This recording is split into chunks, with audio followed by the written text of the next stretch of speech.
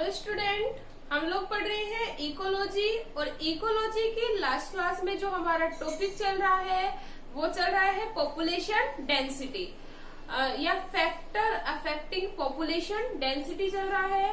हम लोगों ने बता दिया था, we all know that student, जो पॉपुलेशन डेंसिटी है उसको वेरियस टाइप के जो फैक्टर हैं वो क्या करते हैं, अफेक्टेड करते हैं। जिसमें हम लोगों ने लास्ट क्लास में पढ़ लिया था लाइफ टेबल के बारे में, और लाइफ टेबल के साथ साथ हम लोगों ने जो टॉपिक पढ़ा था वो पढ़ लिया था एज डिस्ट्रीब्यूशन के बारे में। अब जो हमारा जो टॉपिक है वो है एज पिरामिड। जो टॉपिक अपना फैक्टर अफेक्टिंग पॉपुलेशन डेंसिटी में वो है अपना एज सेक्स पिरामिड। लास्ट हम लोगों ने पढ़ लिया था पॉपुलेशन डिस्पर्जल के बारे में। पॉपुलेशन डिस्पर्जल में हम लोगों ने बता दिया था, जो पॉपुलेशन डिस्पर्जल होता है उसे 3 पार्ट्स में डिवाइड किया गया है, इमाइग्रेशन, इमाइग्रेशन एंड लास्ट जो था हमारा वो था माइग्रेशन। इतना क्लियर है। और अपना जो अब टॉपिक है वो है age and sex pyramid. Age sex pyramid, age sex pyramid. Firstly हम लोग जान लेते हैं what is age sex pyramid. Hindi में हम लोग बोल सकते हैं आयु लिंग पिरामिड की। क्या बोल सकते हैं, आयु लिंग पिरामिड।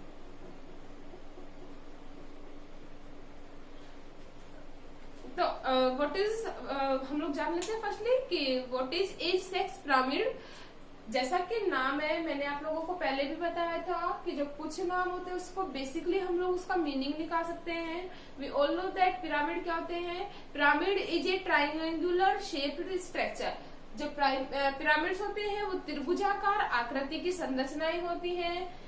अगर हम डेफिनेशन की बात करें तो जो डेफिनेशन होगी वो इस प्रकार से होगी, किसी भी जीव की या किसी भी पॉपुलेशन की जो एज है या उसका जो सेक्स है उसको एक ट्रायंगुलर शेप्ड स्ट्रक्चर में या एज वार डिस्ट्रीब्यूशन करके उसे पिरामिड के रूप में प्रदर्शित करने की जो क्रिया होती है वो क्या कहलाती है, उसका एज सेक्स पिरामिड। क्लियर है। वापस से देखना क्या होगा age sex pyramid. Age sex pyramid में क्या होगा, किसी भी पॉपुलेशन की या पॉपुलेशन के जीवों की जो आयु वार विवरण है उसको त्रिभुजाकार आकृति के रूप में या पिरामिड के रूप में शो करना, उसका क्या कहला रहा है, एज सेक्स पिरामिड। इतना क्लियर है। नेक्स्ट अगर हम बात करें इसमें सेक्स का क्या रोल होगा, तो जो सेक्स होता है हम लोग जानते हैं जो इसके द्वारा पॉपुलेशन की जो पॉपुलेशन का जो साइज होता है उसके ऊपर बहुत ज्यादा इफेक्ट पड़ता है। तो हम लोग देखेंगे कि एज के ऊपर सेक्स का क्या इफेक्ट पड़ेगा इसके बारे में। तो हमारा टॉपिक है age sex pyramid. Age sex pyramid को मोस्टली रूप से मेनली 3 पार्ट्स में डिवाइड किया गया है। कितने पार्ट्स में डिवाइड किया गया है, 3 पार्ट्स में। कौन कौन सा वो लोग हम लोग देख लेते हैं। जो फर्स्ट है हमारा वो है triangular shaped pyramid. Triangular shaped pyramid, ठीक है। और जो सेकंड है हमारा वो है बेल शेप्ड पिरामिड। सेकंड है बेल शेप्ड। और थर्ड जो है हमारा अर्न शेप्ड। तो एज सेक्स पिरामिड को कितने पार्ट्स में डिवाइड किया गया है, 3 पार्ट्स में। फर्स्ट है अपना ट्रायंगुलर शेप्ड, सेकंड है अपना बेल शेप्ड, और जो थर्ड है हमारा वो क्या है, अर्न शेप्ड। फर्स्टली हम लोग बात करते हैं what is triangular shaped pyramid.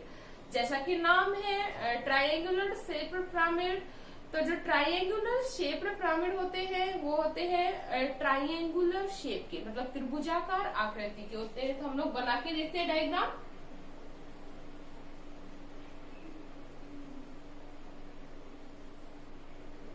ठीक है। अब इसमें रिप्रोडक्टिव जो ये पिरामिड्स होते हैं इसमें शो किया जाता है किसी भी पॉपुलेशन की रिप्रोडक्टिव फेज को, या फिर हम लोग बोल सकते हैं जनन की अवस्थाओं को या लाइफ की अवस्थाओं को क्या किया जाता है, शो किया जाता है। तो हम लोगों को पता है जो लाइफ की जो अवस्थाएं होती हैं उसे 3 फेज में डिवाइड किया गया है। कौन कौन सा? एक प्री रिप्रोडक्टिव फेज, सेकंड होता है रिप्रोडक्टिव फेज, और थर्ड जो होता है पोस्ट रिप्रोडक्टिव फेज।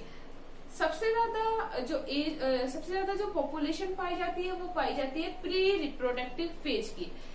जो प्री रिप्रोडक्टिव फेज है उसमें इंक्लूड किया गया है जो जनन से पहले की जो अवस्था होती है उसको इंक्लूड किया गया है। जनन से पहले की अवस्था का मतलब ये होता है इसमें जो जीव होते हैं उनमें जनन की कैपेसिटी नहीं पाई जाती, लेकिन जो पॉपुलेशन होगी हमेशा याद रखना वो ज्यादा होगी। हम लोग बेसिकली देख सकते हैं इन इन्वायरमेंट कि जो बच्चों की जो संख्या होती है वो ज्यादा होती है इन कंपेयर टू अडल्ट और इन कंपेयर टू ओल्ड। मतलब जवान की तुलना में बच्चों की संख्या ज्यादा होती है, उसके बाद अडल्ट की होती है, और सबसे कम जो होती है वो क्या होती है, post reproductive phase. Pre reproductive phase and जो पोस्ट रिप्रोडक्टिव फेज होती है उसमें दोनों में ही रिप्रोडक्शन की कैपेसिटी नहीं पाई जाती। जो रिप्रोडक्शन की जो गोल्डन एज होती है वो कौन सी होती है, रिप्रोडक्टिव फेज। इतना क्लियर है? तो हम बात करते हैं जो प्री रिप्रोडक्टिव फेज, जैसे एग्जांपल की बात करें जो डॉग है, डॉग में क्या है, एक बार में जो डॉग होता है रिप्रोडक्शन के थ्रू आउट क्या बहुत सारे बेबीज को क्या करता है, प्रोड्यूस करता है। बहुत सारे बेबीज को क्या करेगा, प्रोड्यूस करेगा, लेकिन सभी जो बेबीज है वो लास्ट पोस्ट रिप्रोडक्टिव फेज तक नहीं पहुंच पाते हैं। पपीज हुए या पिल्ले जो होंगे वो बहुत सारे होंगे। उसके बाद जो अडल्ट होंगे वो बहुत कम बनेंगे। उनमें से क्या होगा, कुछ तो अनफेवरेबल कंडीशन में उनकी क्या हो जाएगी, मृत्यु हो जाएगी। अनफेवरेबल कंडीशन में क्या हो जाएगी, उनकी मृत्यु हो जाएगी। कुछ डॉग के द्वारा या अन्य जीवों के द्वारा उनको वो रिसेसिव फेज में होने की वजह से उनको भोजन का क्या बना लिया जाएगा, शिकार बना लिया जाएगा। उसके बाद जो कुछ अनफेवरेबल कंडीशन से सरवाइव कर पाएंगे वो कहाँ पहुंचेंगे, इन रिप्रोडक्टिव फेज। और इसके बाद रिप्रोडक्टिव फेज के बाद भी वीकनेस की वजह से या बहुत ज्यादा एनवायरमेंटल कंडीशन अनफेवरेबल होने की वजह से जो कुछ जीव होंगे वो कहाँ तक पहुंचेंगे, पोस्ट रिप्रोडक्टिव फेज तक पहुंचेंगे। क्लियर है इतना? तो हम लोग बात करते हैं ट्रायंगुलर शेप की, कितने फेज में डिवाइड करेंगे। ट्रायंगुलर शेप में 3 फेज में डिवाइड होगा। जो बेस होगा इसका वो कहलाएगा प्री रिप्रोडक्टिव फेज।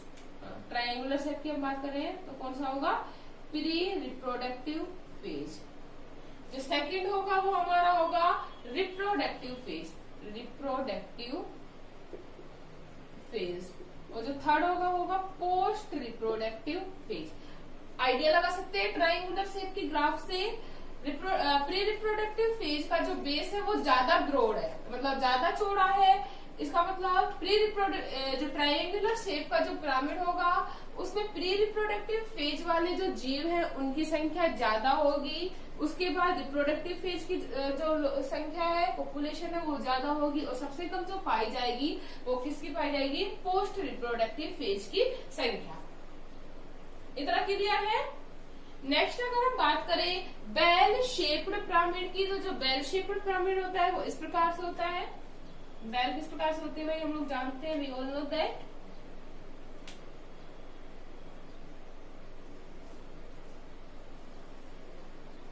इस प्रकार से होती है, वही 3 पार्ट्स में डिवाइड होगा।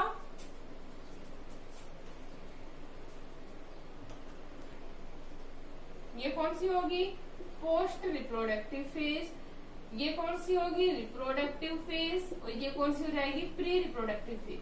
अगर हम बेल शेप्ड पिरामिड की अगर हम बात करें तो इस शेप के पिरामिड में जो एज सेक्स होगी ऑर्गेनिज्म की वो दोनों ही क्या होते हैं, सिमिलर होते हैं। मतलब प्री रिप्रोडक्टिव फेज भी उतनी ही लंबी चलती है जीवों की, रिप्रोडक्टिव फेज भी उतनी ही लंबी चलती है और पोस्ट रिप्रोडक्टिव फेज भी उतनी ही लंबी चलती है। तो इस प्रकार का जो ग्राफ बनेगा वो कौन सा होगा, बेल शेप्ड पिरामिड। क्लियर है? इसको याद रखने का जो ट्रिक होगा वो हम लोग ट्रिक की बात करें तो एक फॉर्मूला होता है, फॉर्मूला है हम दो हमारे दो, हम दो हमारे दो, ये याद रखने का लॉजिक है। हम दो हमारे दो का मतलब ट्राइंगुलर शेप में जो दो जीवों की जो संख्या होगी रिप्रोडक्टिव या प्री रिप्रोडक्टिव जीवों की जो संख्या होगी वो ज्यादा होगी in compare to post reproductive. अगर सेकंड अगर हम बात करें बेल शेप की तो 2:2 हम लोग इस प्रकार से याद रख सकते हैं। हम दो हमारे दो में 2:2 2:2 का जो मतलब होगा वो क्या होगा कि मतलब सभी जीवों की जो पॉपुलेशन होगी वो ऑलमोस्ट सेम होगी, मतलब इसकी जो तीनों फेज होंगी वो लगभग समान होती है। प्री रिप्रोडक्टिव भी, पोस्ट रिप्रोडक्टिव भी और रिप्रोडक्टिव फेज भी लगभग क्या होती है, समान होती है। अब मैं थर्ड बात करती हूँ अर्न शेप्ड पिरामिड की। इतना क्लियर है आप सभी के? अर्न शेप्ड पिरामिड होता है वो इस प्रकार से। ये कौन सी हो जाएगी इसकी प्री रिप्रोडक्टिव फेज, ये कौन सी हो जाएगी रिप्रोडक्टिव फेज, और ये जो लार्ज होता है वो कौन सा होता है पोस्ट रिप्रोडक्टिव फेज। क्लियर है? अर्न शेप का बन गया। अब इसमें क्या होगा, रिप्रोडक्टिव जो प्री रिप्रोडक्टिव जीव है उनकी संख्या कम होती है in compare to reproductive phase, और सबसे ज्यादा जो संख्या होती है वो होती है पोस्ट रिप्रोडक्टिव फेज वाले जीवों की। इफेक्ट क्या पड़ेगा डेंसिटी पे?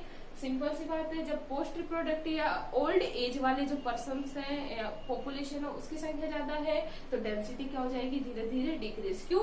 इनकी लगभग एज जो है वो कंप्लीट हो चुकी है तो ये क्या होगी, इनकी जो मृत्यु होती जाएगी, जबकि रिप्रोडक्टिव और प्री रिप्रोडक्टिव जो पॉपुलेशन है उसकी संख्या कम होने की वजह से धीरे धीरे अडल्ट फेज में कन्वर्ट होंगे और उसके बाद इनमें रिप्रोडक्शन की फेज आएगी। ड्यू टू दिस रीजन इस प्रकार का जो ग्राफ बनेगा उसमें पॉपुलेशन डेंसिटी क्या हो जाएगी, डिक्रीज हो जाएगी। इतना क्लियर है? तो ये था हमारा एज सेक्स पिरामिड।